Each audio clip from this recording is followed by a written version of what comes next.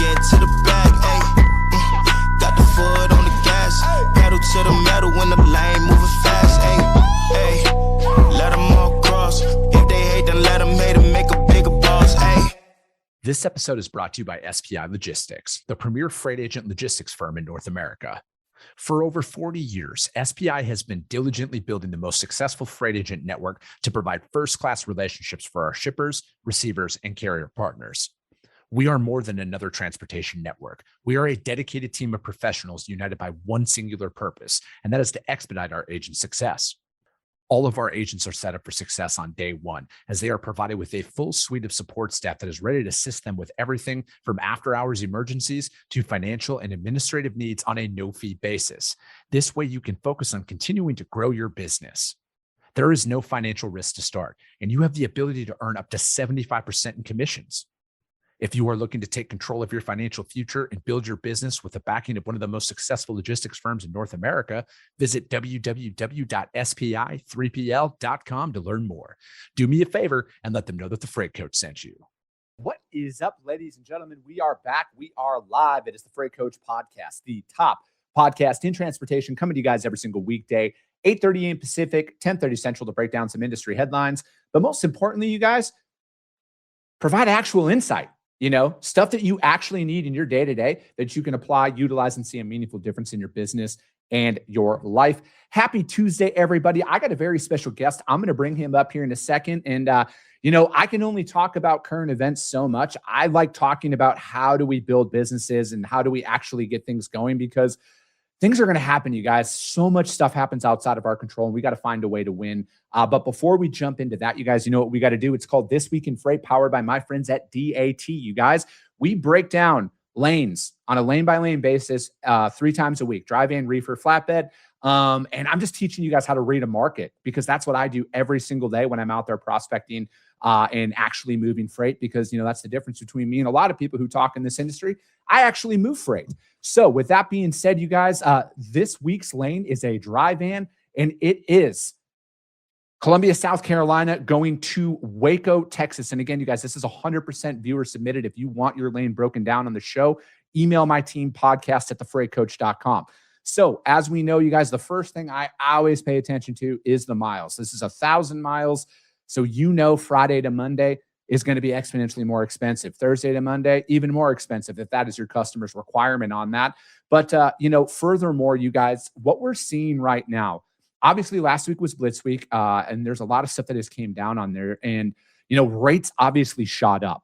So that is a lot of what you're seeing right now. And what I want you guys to pay more attention to now, more than ever in years past, is when we're looking at everything that's going on current events wise, and then fuel prices have been elevated for a very long time.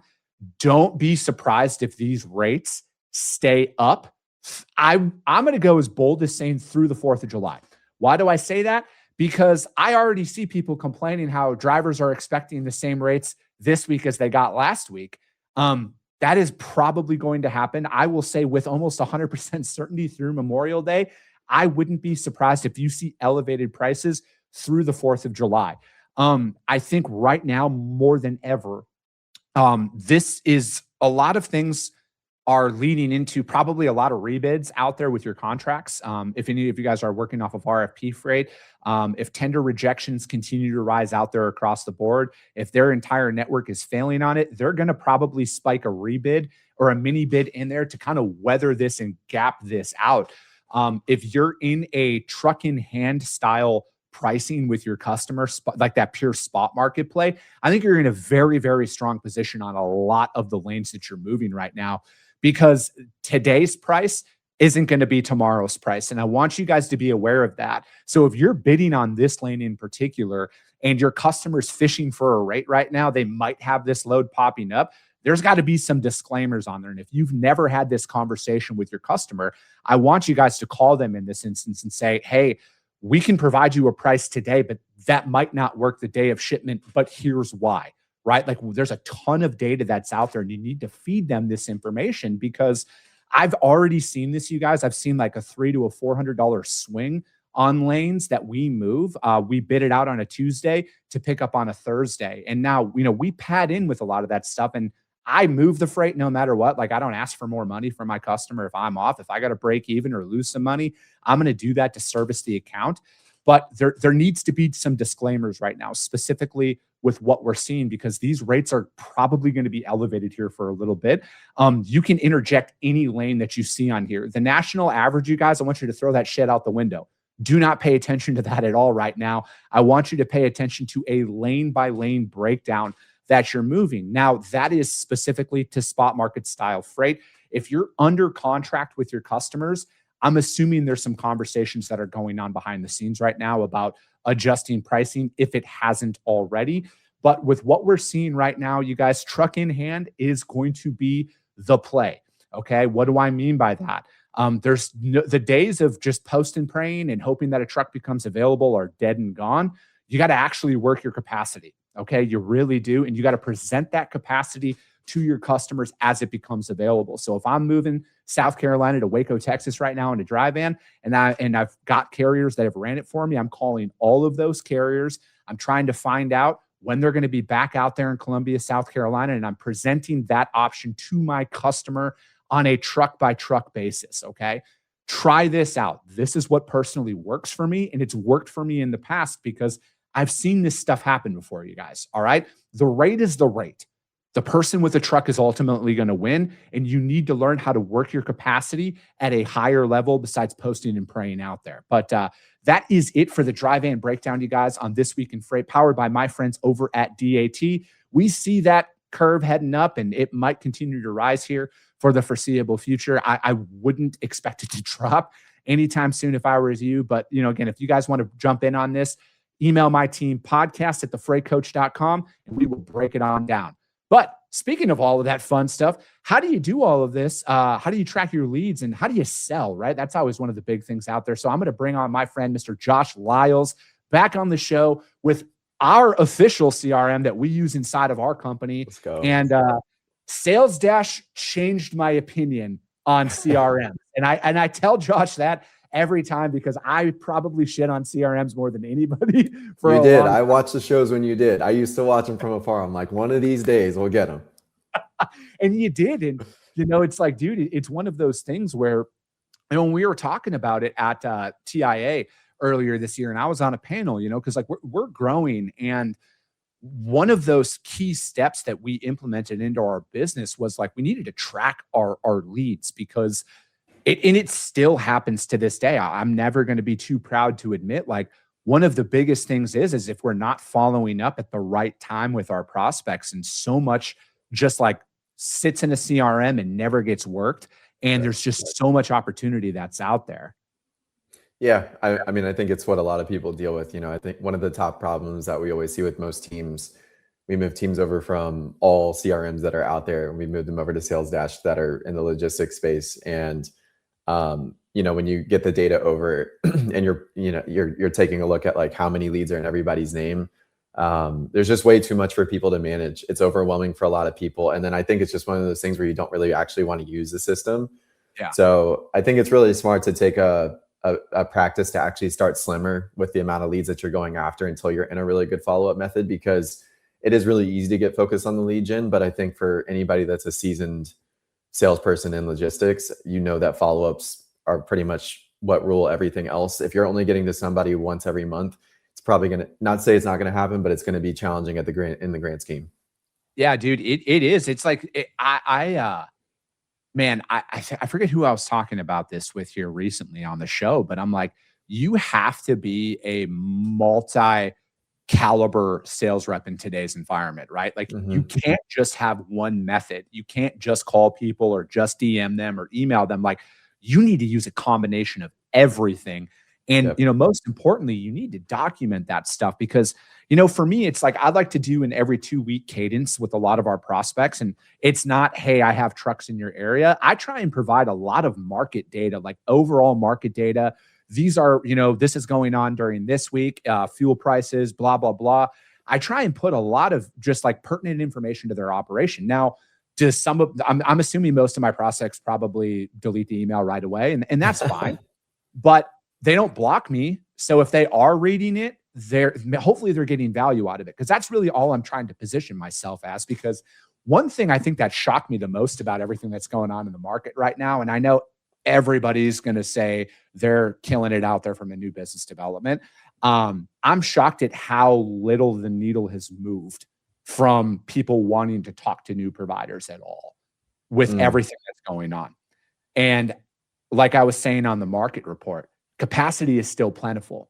So like, again, there's no squeeze on trucks failing 3-4 days in a row that has happened yet, right? So as long as there's trucks in the market, and I think what we haven't seen yet is in a couple of months, we're going to see a ton of new authorities that have went out there, because now that rates are up, what happens? Drivers are going to leave fleets. They're going to go out and get their own authority, and they're going to try and move freight on their own. So I think like there's going to be even more trucks that are going to come in. And so I think it's like that supply and demand isn't maybe going to move in as drastic of a form as we've seen in the past. So like that's one of those things that I'm seeing, because, you know, again, most people aren't going to change providers until they feel pain, right? How many times do you have that conversation, Josh, when you're out there talking to your prospects? They're like, hey, I got a CRM. We're good. Yeah. I mean, most people do.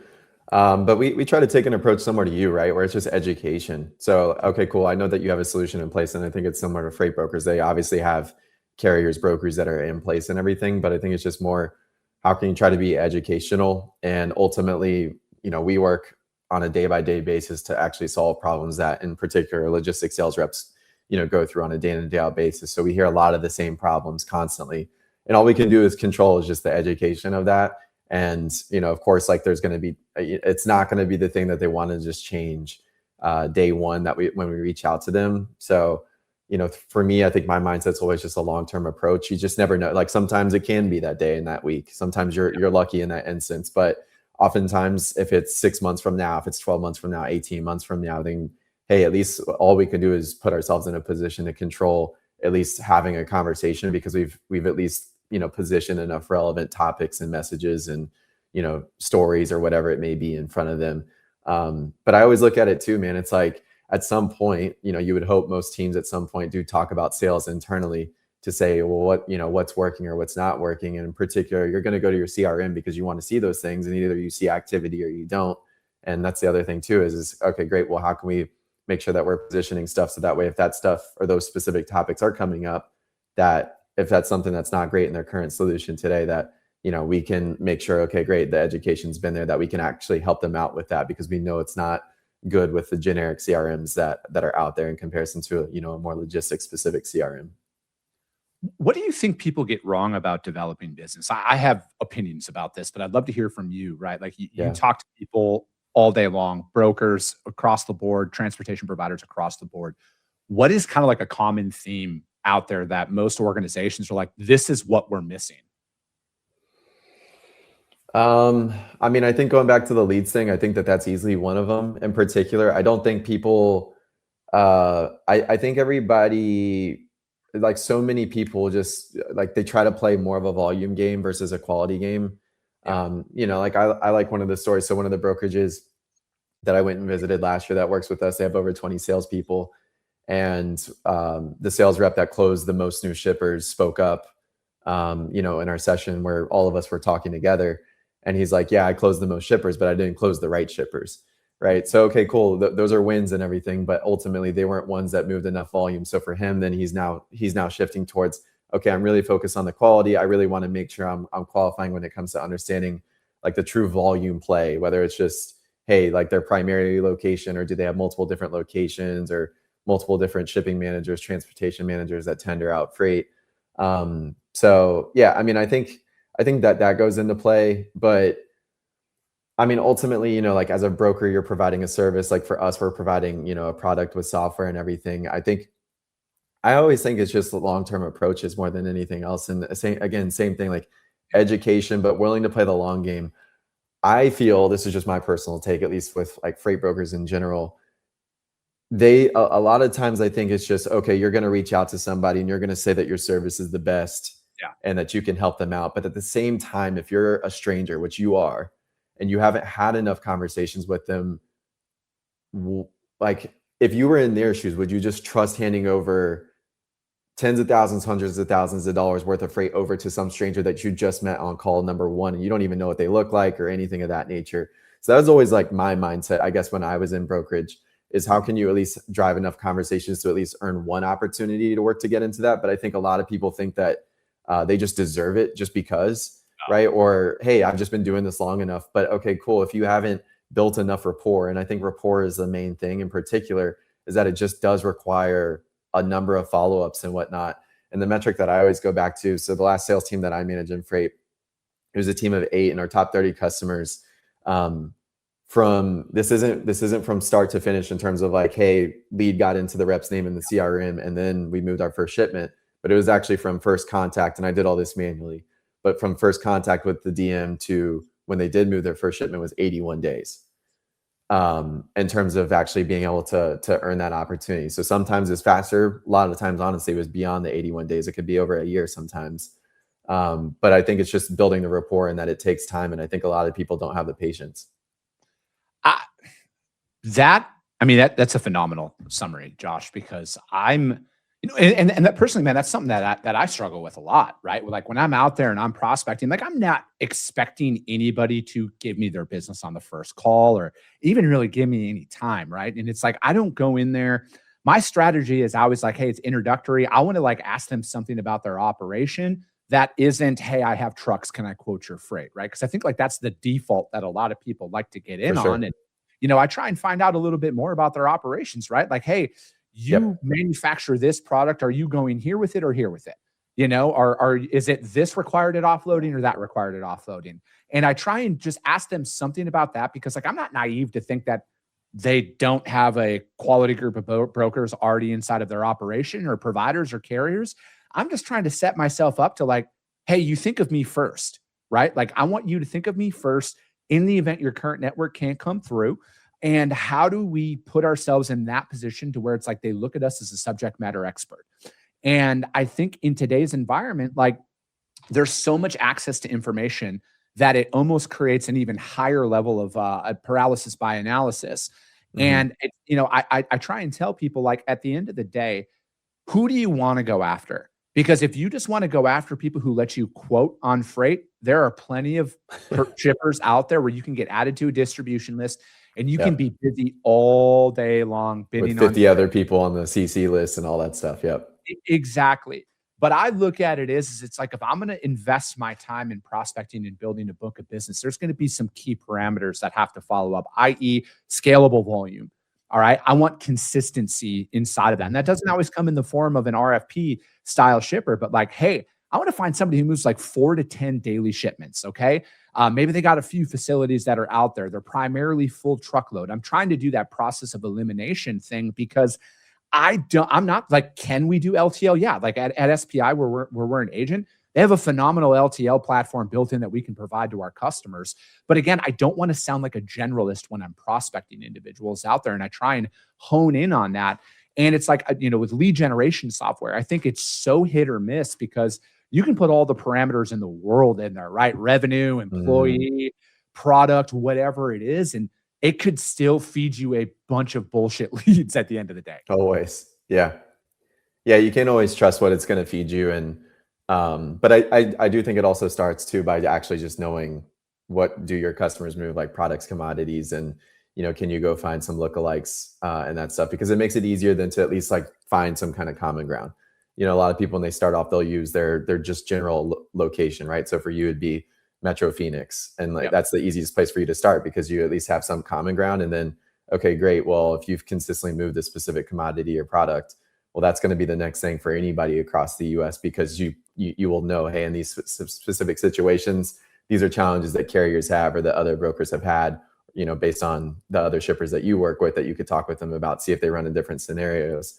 And I think that that's a situation that puts you in a good spot, which I fully agree with you too, of you just want to think like, that's always a hard part, right? For the shippers is, okay, you get so many emails and so many calls a day, right? Sure, you got my information on file, but what have you actually done to say, well, you're going to be the first one pulled off the bench?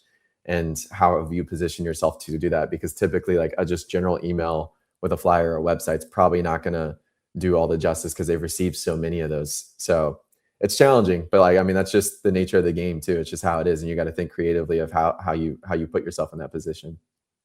What do you think most sales managers get wrong when they're out there expecting from their teams For me personally, I think that when you're just tracking the KPI of activities with no follow-up or no verification, like it's very easy for a sales rep to go in to any CRM or any phone system and make it look like they're actually doing stuff. But like, are you pulling that data? Are you verifying what's in the CRM? And, ultimately, if it's not documented, it didn't happen.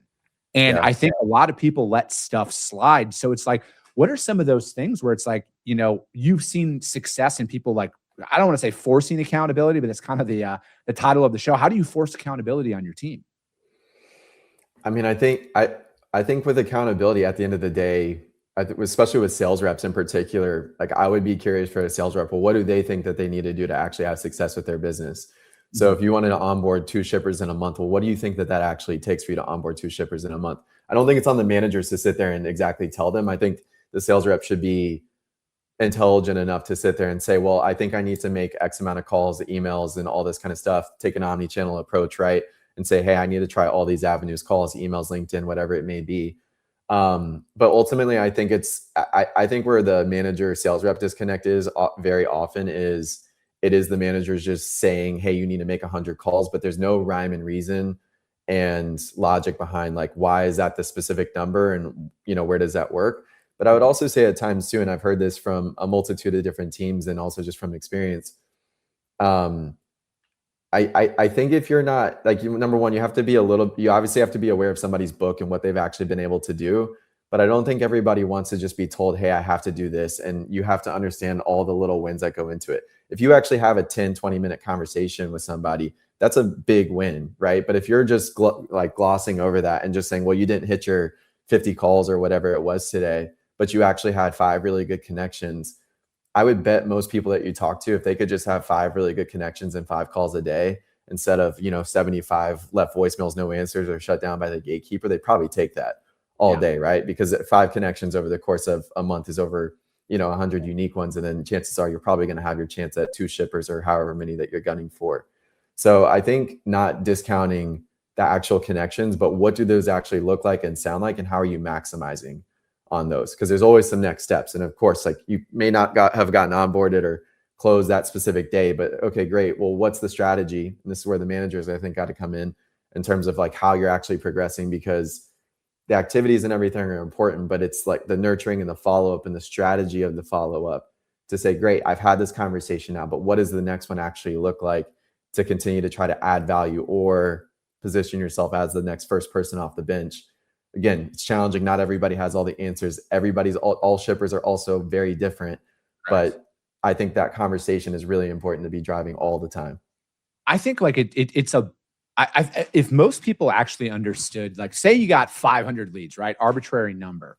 For you to actually whittle that down to a quality prospect list, right? Like hyper focused, hyper targeted, dude, it's going to take a couple of months to get through that, to actually have a real conversation with somebody or get some form of pertinent information out of them to actually see. Like, again, it's easy to go on and you look at Anheuser-Busch or InBev, for example. All right, yeah, they got a massive footprint out there. If you're going to start prospecting them, they're going to have some volume that comes along with it. But I think if you actually built up and be like, all right, process of elimination, who don't you want to go after? For me personally, there's a certain size shipper that can I move their freight? Of course I can move their freight. There's nothing out there that I couldn't do, but is it worth my time? Because like, do I have the financials to even afford to move their freight? Right. Cause like it costs money to move some of these guys' freight, i.e. in the form of lines of credit and everything else. And then on top of it, there's a certain floor where it's like, hey, I don't want to go after stuff below this volume, right? Maybe if they have 2 full truckloads a week or a month or something like that, because that creates another environment that I've seen of that kind of that race to the bottom. Right. And it's like, I want to find that sweet spot of customers where I know it's like, hey, if I'm making 35 touches a day, whether that's a combination of DMs, emails, cold calls, whatever that looks like, they're the right 35 leads. And that's a big, big challenge and a big hurdle for a lot of individuals to go through, because it does take so much time to actually build that prospect list up. Yep. It just takes time. But I mean, that's just the game. And I think that's what people have to lean into. right? Because I mean, I don't know. I think it's the easier it is, then you have to really question, is it even the right opportunity? I mean, you've been doing this way long enough, right? But if you did call somebody, and it's not to say every single time, because of course, like there's always unique special situations. Maybe you did call them at the right time where they've only got 4 carriers that they're working with, and those are they're just falling down today and it's not working. But most of the time, at least from my experience, I would say those that just let you in the door that early, that fast, they're willing to do it for everybody. But the ones that are harder to work into, they're just a lot more protective of who actually are the carriers that they choose to work with. And it does take time and everything. You probably will have more security long term as well, because for the others that are calling in and trying to get onboarded with them, they're now going through that same experience that you had to go through for months or over a year, however long it took. Yeah, I think people also need to understand that developing business and growing business are 2 very different strategies, right? Because it's like to have that real hunter mentality where, for me personally, I get bored after we onboard, like after the kill's done, right? Like after we've onboarded and we've moved a couple of loads. Yeah. It's not that I get bored with moving freight, but like that excitement goes away. And it has a lot to do with the fact that like, all right, I did what I set my mind out to. Now, next challenge. You love the hunt. Yeah, no, and that's it, right? Like I love the hunt and it's but once you get the business and grow it, it's a different thing, right? And that's, this is why a CRM is so vital, because it's like, hey, if you quoted somebody a handful of times, but you never followed up, you never asked for feedback, it's just another wasted opportunity that's out there, because again, they're not thinking about us, right? Like nobody's thinking about us at the level that we want to believe, right? Nobody is. Trust me. Your best friend isn't even thinking about you as much as you think that they're thinking about you. And it's one of those situations where it's like you need to leverage technology to stay present, right?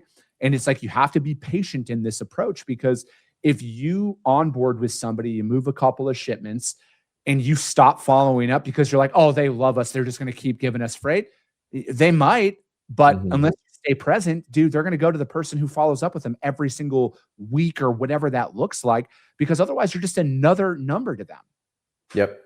Yeah. And I think the persistence in particular, I think there's always a huge debate on that. But the one thing I will say about persistence, because I mean, when I first got into brokerage, it was really interesting to be like, man, some of these guys really call them every single day. But I think the signal that it also tells the shipper, the person that's on the other side, is that you actually do want to work with them, right? You're putting in the effort and you truly do want to work with them. Like you're just not going away. Sometimes it literally gets to the point where you're like, all right, they're just not going away. Damn, here's something for you, and it just, and that happens. But yeah, I think how you use your systems is really important. I mean, you were talking about this on the lane analysis stuff, of having the truck in hand and, selling your capacity and whatnot. I think that's one of the things about Salesdash too, that we've tried to at least differentiate, because we try to make it to where when you are prospecting and you do learn about the lanes that a shipper runs, of course, that you have your open loads in your TMS and all that kind of stuff.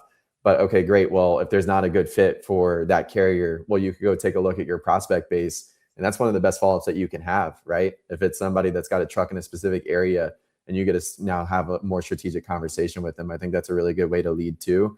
Because ultimately you're going to have more prospect lanes, or, eventually a lot of data on that. And, it's just an easy way, or it's one of the better ways to actually follow up, instead of just like the typical random follow-up every now and then, just checking in and seeing what they got for the week and all that stuff. So I do think that that's a way that the CRM can be leveraged.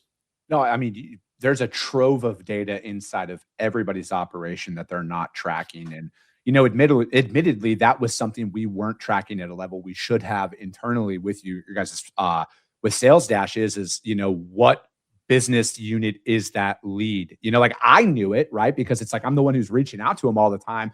But if I was gone, or heaven forbid something happens to me and somebody picks up where I left off, they're not going to know anything that I do, right? So it's like, even once you find out like, hey, what trailer type do they ship on? What are they food and bev? Is it machinery? Is it whatever industry it's involved in, volume, all of that stuff, track all of that information, because it's so pertinent to the overall account growth. And again, it was something that we were kind of falling short on, but I'll always be the first one to admit it.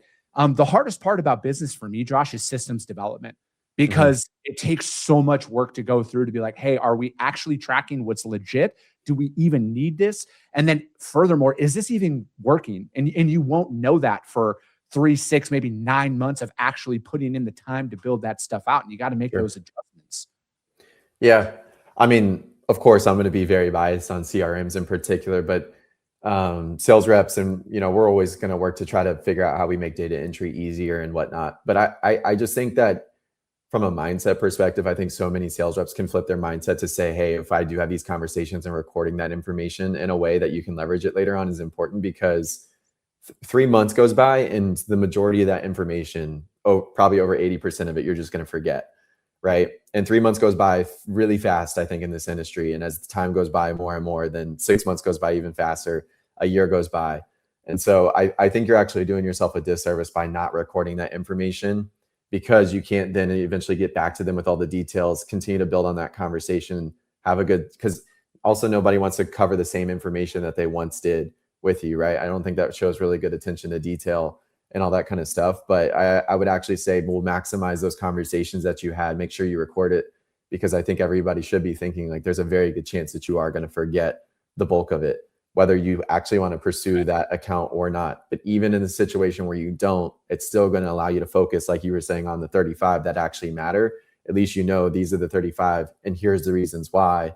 And then also for the ones where you come across them, you're like, I talked to them before, but I don't really remember. But if you don't have those notes and details of why you shouldn't, well, then eventually you're just going to, that time that you may have saved on the front end by not recording that information, it comes back one way or the other. So it's up to you.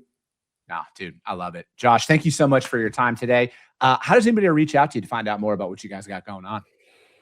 You can go to our website, Salesdash CRM.com, if you want to learn more about a logistics specific CRM. And you can always connect with me on LinkedIn, Josh Lyles, anytime, shoot me a message. And I'm always happy to chat about what we're doing and what we're working on. And if you ever wanted a free trial, we do a 14-day free trial. No, dude, I love it. Josh, thank you so much. I will always vouch for Salesdash and Josh and the product that they put out there. It's what you need inside of your business, right? I don't say that often, you guys, but it's one of those pieces of technology that it is worth every dollar of investment inside of it, because it is truly the best CRM that I've ever seen, specifically inside of freight, and what it is on a granular level for your book of business and your prospecting. So hit him up, you guys. I will gladly talk to anybody about it. Appreciate you. As you see, Josh isn't sponsoring my show, you guys, at all. It isn't one of those things. And it's like, I'm being serious. If anybody wants to talk to me about it, please hit me up. I will gladly talk to you guys about what it's done for my operation. But as always, you guys, if you got value in what you heard and you're not subscribed, subscribe to the show, you guys. And if you're feeling ambitious, rank that show on iTunes and Spotify, because if you see value, your network's going to see it as well. I appreciate you guys. I love you guys. And we'll be talking to you soon.